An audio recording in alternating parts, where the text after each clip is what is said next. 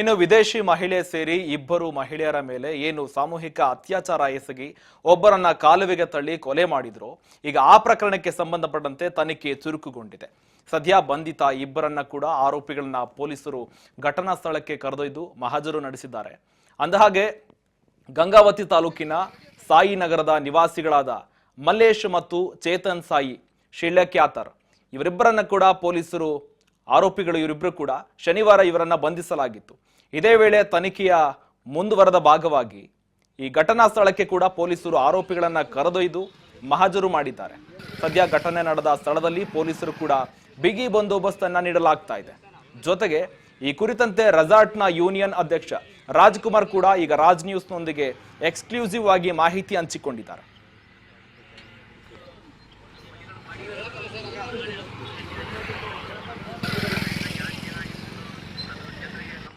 ಒಂದು ಅಧ್ಯಯನ ಏನು ಗೊತ್ತಾಗ್ತಾ ಇಲ್ಲ. ಅದರಲ್ಲಿ ನಮ್ಮಲ್ಲಿರೋ ಸ್ಥಳೀಯರು ಓನರ್ಗಳಾಗಿರ್ಬೋದು, ಲೋಕಲೈಟ್ಸ್ ಆಗಿರ್ಬೋದು, ಯಾವ ಬಂದಂಥ ಟೂರಿಸ್ಟಿಗೆ ರಾತ್ರಿ ವೇಳೆ ಕರ್ಕೊಂಡು ಹೋಗೋದಿಲ್ಲ.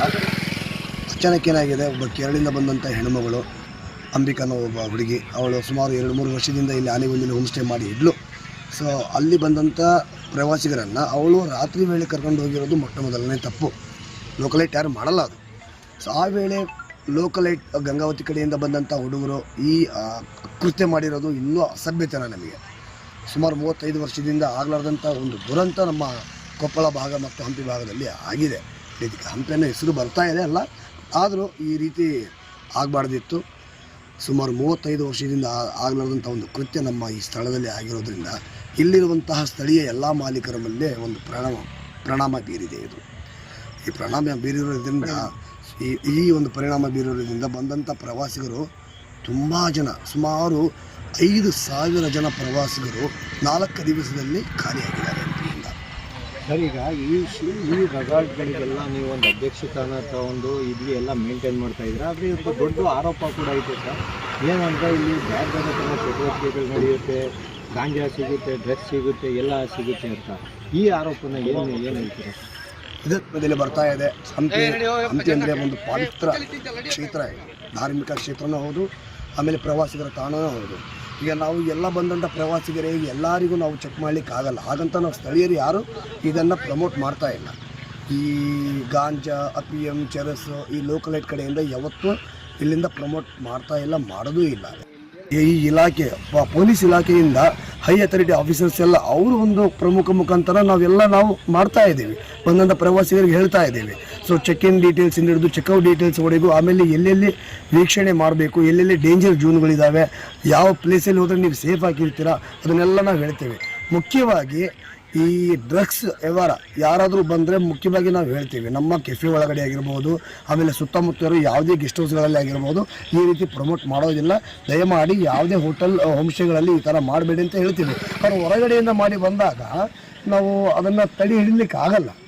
ಸರ್, ಬರ್ತಾರೆ, ಅವ್ರ ಸೇಫ್ಟಿಗೋಸ್ಕರ ನಿಮ್ಮ ಕಡೆಯಿಂದ ಏನೇನು ಸೌಲಭ್ಯಗಳಿರುತ್ತೆ ಸರ್? ಮುಖ್ಯವಾಗಿ ನೋಡಿ ಸರ್, ಎಕ್ಸ್ಪೆಷಲಿ ಒಂದು ದೇಶದ ಬಗ್ಗೆ ನಾನು ಮಾತಾಡಬೇಕಂದ್ರೆ ಇಸ್ರೇಲ್. ಸುಮಾರು ಪ್ರವಾಸಿಗರು ಅಲ್ಲಿಂದ ಬರ್ತಾರೆ. ಅವರಿಗೆ ಮುಖ್ಯವಾಗಿ ನಮ್ಮ ಭಾರತ ದೇಶ ಅತಿ ಮುಖ್ಯವಾದಂಥ ಒಂದು ದೇಶ. ಅವರಿಗೆ ಪ್ರೊಟೆಕ್ಷನ್ ಪರ್ಪಸ್ ಹೇಳಬೇಕಂದ್ರೆ ಗೋವಾ ಬಿಟ್ಟರೆ ಹಂಪಿಗೆ ಬರ್ತಾರೆ. ಕಾರಣ ಇಲ್ಲಿ ಹೋಮ್ಲಿ ಫೀಲ್ ಇದೆ. ಆಮೇಲೆ ಇಲ್ಲಿರುವಂತಹ ಸ್ಥಳೀಯರವರಿಗೆ ಒಂದು ಫ್ಯಾಮಿಲಿ ಟೈಪ್ ನೋಡ್ಕೊತಾರೆ. ಆಮೇಲೆ ಇಲ್ಲಿ ಮಾಡಿರೋ ಊಟವನ್ನು ಅದೇ ಊಟ ಅವ್ರಿಗೆ ಬಿಡಿಸ್ತಾರೆ. ಆಮೇಲೆ ಹೆಚ್ಚಾಗಿ ನಾವು ದೊಡ್ಡ ದೊಡ್ಡ ಹೋಟೆಲ್ಗಳು, ರಿಸಾರ್ಟ್ಗಳೇನು ಕಟ್ಟಿಲ್ಲ ಸರ್. ಯಾಕಂದರೆ ಪ್ರವಾಸಿಗರಿಗೆ 2,500, 3,000 ಆ ರೀತಿ ಚಾರ್ಜ್ ಮಾಡಲ್ಲ ಇವರಿಗೆ. ಒಂದು ಹೋಮ್ ಸ್ಟೇ ಮೇಲೆ 500-600 ರೂಪಾಯಿ ರೂಮ್ ಪ್ರೈಸ್ ತೊಗೊಳ್ತೇವೆ. ಅವ್ರಿಗೆ ಮೋರ್ ಕಂಫರ್ಟ್, ಸ್ವಲ್ಪ ಪ್ರೈವಸಿ ಬೇಕಂದ್ರೆ ನಮ್ಮಂಥ ಈ ಕಾಟೇಜ್ ತಡಿಕೆಯಿಂದ ಕಟ್ಟಿರೋ ರೂಮ್ಗಳಿಗೆ ಬರ್ತಾರೆ. 900ರಿಂದ 1,000 ರೂಪಾಯಿ ಚಾರ್ಜ್ ಮಾಡ್ತೀವಿ. ಅಂದರೆ ಅವ್ರ ಕಂಫರ್ಟ್ ಝೋನ್ ಇದೆ. ಅವರಿಗೆ ಬೇಕಂತಂದ ಊಟ ಎಲ್ಲ ನಾವು ಇಲ್ಲಿ ಅರ್ಪಿಸ್ತೀವಿ, ಅವರಿಗೆ ಅಂದರೆ ಕೊಡ್ತೀವಿ, ತಯಾರು ಮಾಡಿ ಕೊಡ್ತೀವಿ. ಹಾಗಾಗಿ ಅವರು ಹೆಚ್ಚಾಗಿ ದಿನಗಳು ಇಲ್ಲೇ ಸ್ಪೆಂಡ್ ಮಾಡಲಿಕ್ಕೆ ಅವ್ರು ಬಯಸ್ತಾರೆ ಅಂತ. ಈ ಸಿಚುವೇಶನಲ್ಲಿ ರಾಜ್ಯದ ಜನತೆಗೆ ಹಾಗೂ ಟೂರಿಸ್ಟ್ಗಳಿಗೆ ಏನು ಹೇಳಕ್ಕೆ ಬಯಸ್ತೀರಾ ಸರ್? ಈ ಒಂದು ದುರಂತ ನಡೆದಿರುವ ಕೃತ್ಯದ ಬಗ್ಗೆ ನಾನು ಮಾತಾಡಬೇಕಂದ್ರೆ, ಪ್ರವಾಸಿಗರು ದೇಶ ವಿದೇಶಿಯವರು ಇಬ್ಬರು ಬರ್ತಾರೆ, ಎಂಜಾಯ್ ಮಾಡ್ತಾರೆ, ಹೋಗ್ತಾರೆ. ಬಟ್ ನಾವು ನಮ್ಮ ಕಡೆಯಿಂದ ಹೋಟೆಲ್ ಮಾಲೀಕರ ಪರವಾಗಿ, ಎಲ್ಲರ ಪರವಾಗಿ ನಾನು ಹೇಳೋದೇನೆಂದರೆ, ದಯಮಾಡಿ ಬಂದಂಥ ಪ್ರವಾಸಿಗರು ಇಲ್ಲಿರೋ ಸೌಂದರ್ಯವನ್ನು, ಪ್ರಕೃತಿಯನ್ನು ಹಾಗೂ ಇಲ್ಲಿರುವ ಮಾನ್ಯುಮೆಂಟ್ಗಳನ್ನು ಹಾಗೂ ಆಧ್ಯಾತ್ಮಿಕ ಐತಿಹಾಸಿಕವನ್ನು, ಈ ಹಂಪಿಯನ್ನು ಅವರು ಎಂಜಾಯ್ ಮಾಡಿ, ಅದನ್ನು ಬಿಟ್ಟು